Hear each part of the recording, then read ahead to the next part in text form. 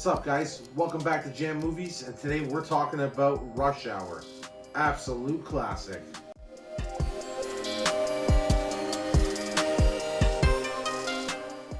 So, good idea for this discussion, because I mean, both of us talk about this movie and quote this movie all the time. Yeah. The whole trilogy, for that matter. But I'm super excited to talk about this one. So let's start with this budget, because I don't think anybody had an idea that this type of duo would make a funny comedy that we now know as a classic. So, what was that budget? Sorry, excuse me. The budget was $33 million in Canada. Canada and the U.S. It ended up getting $141 million actually. It grossed $244.7 million. Worldwide? Worldwide, yes, correct. Which is not bad. Like, you have Jackie Chan in the beginning of the movie, he was doing all his Asian movies. So this was like one of his opening roles to come into America. And he did really well. His chemistry with Chris Tucker was amazing. So I think that everyone liked his kung fu movies and fighting movies and whatnot. So they ended up excited to see him with a familiar face and in a comedy role. Do you have anything to say about the budget? No, the budget was placed well, but I actually want to get back into what you just said about the chemistry between Jackie Chan and Chris Tucker. I think the most important aspect of this movie is it's a buddy cop movie, right? And these two work so well together. And if you looked at it like on paper, we'll say, when they first walked into the studio, it looked mismatched, right? You had Chris Tucker and Jackie Chan. Was Jackie Chan a funny man? Maybe. I don't know at the time, right? Actually, this is one of the first movies I actually seen with Jackie Chan in it. And they work so well together. I mean, you would even believe that Jackie Chan was a comedian in this movie, right? They played off each other very well. And it's actually interesting to see as the series goes in Rush Hour, they, I guess, became more friends off screen, and it looks more friendly on screen again as it goes, right? And every time I watch this movie, it feels like I'm hanging out with the guys. And I always tell you that's an important thing with any kind of buddy movie, to have that aspect in it. Anything you want to add to their chemistry? They just built off each other. They insulted each other, and I like there was more. Some of the stuff they said wouldn't be allowed nowadays, but you wouldn't get that in the on your streaming services. That's why we always say get physical media, so you get what the director fully wanted, or you get the scenes that are a little rated or hurtful for some viewers. But the chemistry amongst them two were great. They, like I said, they joked around with each other, offended each other, but they always like at the end of the day made a great movie and joked around with each other. I like Ken Lung. I think I can't pronounce his name, which is the blonde guy. He was great in that role as well. He's also done great movies like The Joker, Old, Kung Fu Panda. Sorry, not Kung Fu Panda.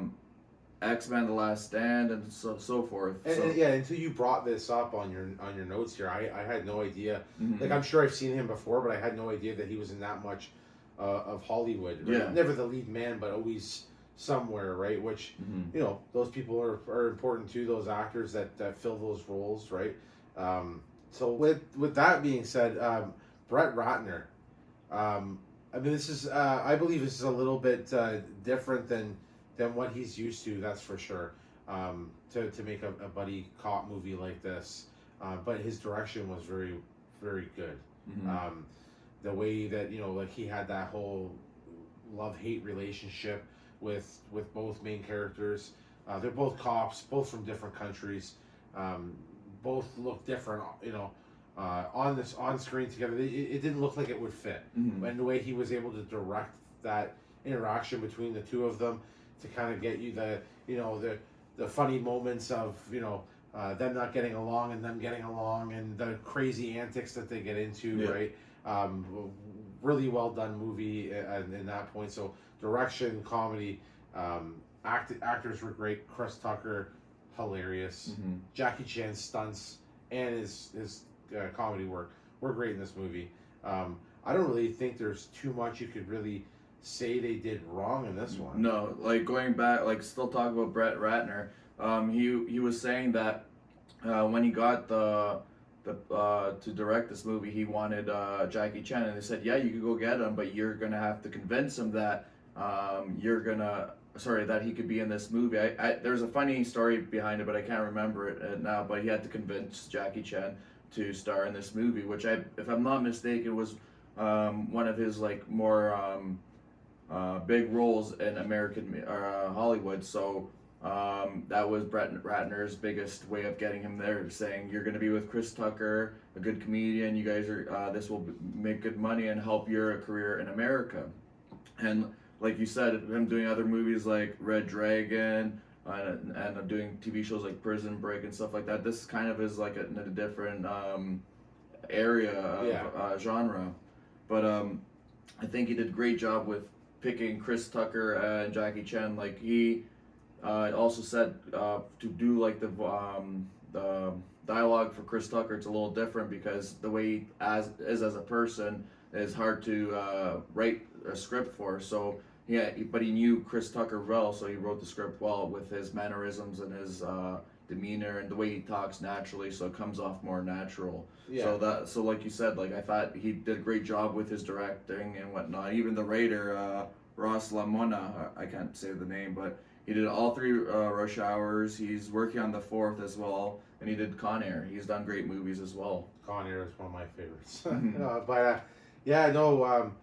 And I will say, just to close this off or whatever, the fact that he steered away from his type of movies and the comedy that he created. I mean, you could put it down in one of the top comedy movies, especially top buddy cop movies of all time.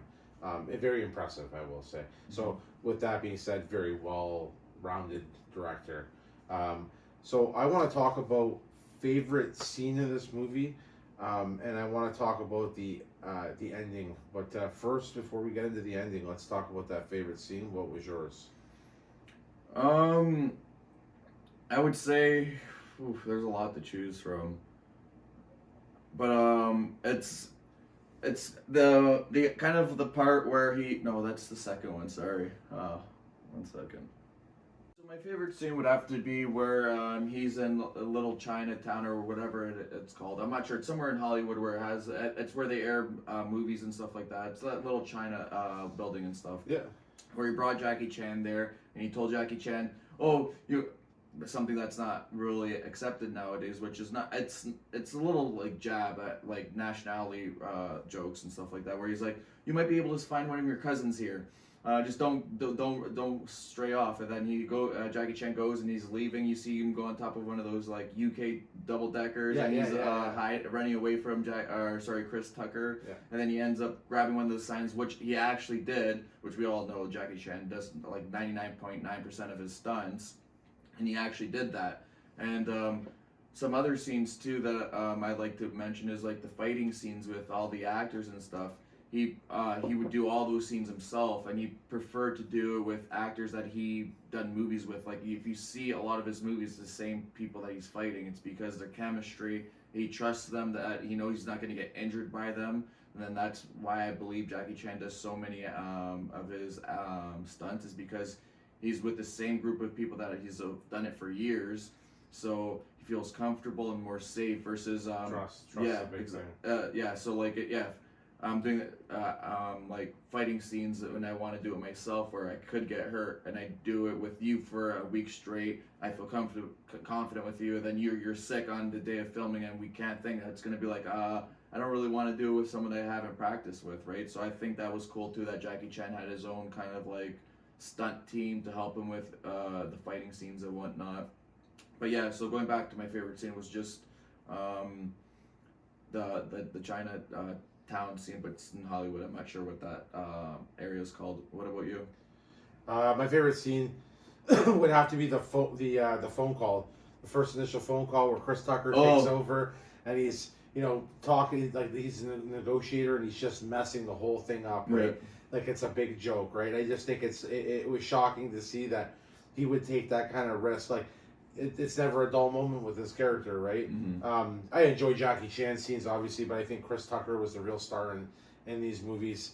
But I mean, with one without the other, wouldn't have made this movie. Yeah, like the one scene where Chris Tucker's trying to get the C4, and he ends up blowing the car, and he does the quick Michael Jackson thing, which I believe was actually wasn't scripted. He ended up just doing it, and Brett Ratner, just loved it, and he's like, I have to add this to the movie, which is going back to why Chris Tucker's like great at comedy. Oh, he's a comedic legend, right? You don't see him in too many movies either. I guess he picks his scripts correct. But with that being said, let's get into this ending here. Right, I just want to say, I don't really have too much to say about the ending. The ending was satisfying, and I will say that off the bat, they left me wanting more. Thank God we got more. And hopefully we get another one out of this. How did you feel about the ending? I liked the ending a lot. Left open for a second one, which we all liked the second one, and I that's one of my favorites, which we'll get into once we discuss that. Which we hope to get all three done before the fourth gets out. But I do really enjoy this movie, or the ending of this movie, how it opened up for the second one, the chemistry, and you could see throughout the movie that their bond is getting better, and their comedy part is getting more better. Like, it just feels more natural. Yeah, it's just meshing perfectly exactly, together. Yeah. So that's what I think about the ending. But let's bring out the jam meter. Jam meter. Okay. I'll take this one, Johnny. I'm gonna go ahead and give this one a 95. 95. Yeah. Comedy's not my favorite genre, but this movie, it definitely impresses me every time I watch it, and it makes me remember what an absolute classic it is. So 95 seems like it's absolute fair. Would I have given it 100? If it was in my favorite genre or around that, maybe I would have given it 100, but it's not. So I'm gonna go with 95. But there really isn't anything wrong with the movie at all. So the jam meter is going to you. What do you think? I would say 95 as well. There's nothing really wrong with it. Out of the trilogy so far, it's not one of my favorites, so I can't rate it any higher just based off seeing them all. Yeah. And there's movies, other people wouldn't agree that this is that high of a rating, but there's more of a nostalgia as well, so there's a little bit of bias in my rating, But I do think that everyone would laugh. And I think this has a lot of replay value for everyone at the end of the day. Absolutely. If you don't like Jackie Chan or Chris Tucker, I still think you can get by with watching this and enjoying it. Okay, so that's everything, guys. If you liked what you've seen today, hit that subscribe button, hit that like button. Don't forget to hit that bell button for that notification.